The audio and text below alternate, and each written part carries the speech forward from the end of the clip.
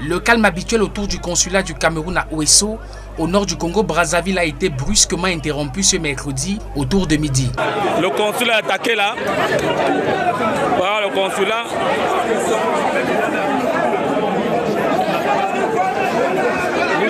Une agitation en représailles à l'enlèvement présumé d'une jeune Congolaise de 27 ans et son fils de 2 ans par un jeune Camerounais. Vous comprenez un petit peu très bien, je ne suis pas en train de rigoler.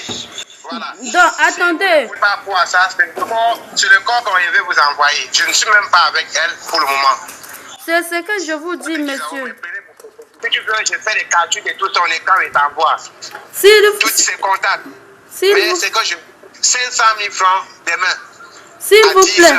Si cela ne fait pas, vous allez voir son corps. Dans cette vidéo amateur prise ce jour circulant sur les réseaux sociaux, l'on voit plusieurs dizaines de jeunes de cette localité, visiblement déchaînés, prêts à prendre d'assaut la représentation diplomatique camerounaise, lieu de refuge de plusieurs centaines de compatriotes ayant fui leur résidence pour éviter des pillages et les saccages. C'est un capharnaüm. Ils avaient prévu faire la chasse à l'homme aujourd'hui à 12 h. Alors, avec cette trouille, pris de panique, tous les Camerounais sont sortis en masse et ont élu domicile au consulat.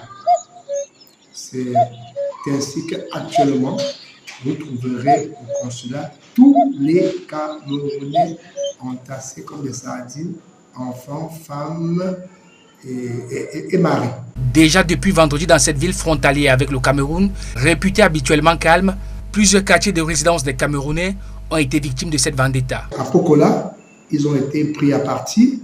En Gombe, ils ont été pris à partie. À Swank, ils ont été pris à partie. Ce qui fait que le consul général a pris des mesures pour que les sous-préfets et les maires s'activent pour la sécurité des Camerounais. Du fait de cet assaut sur le consulat, le couvre-feu en vigueur depuis dimanche dans le périmètre urbain de Ouesso a été renforcé. Alors que plusieurs Camerounais au Congo disent avoir tout perdu, ils en appellent à l'aide des autorités camerounaises.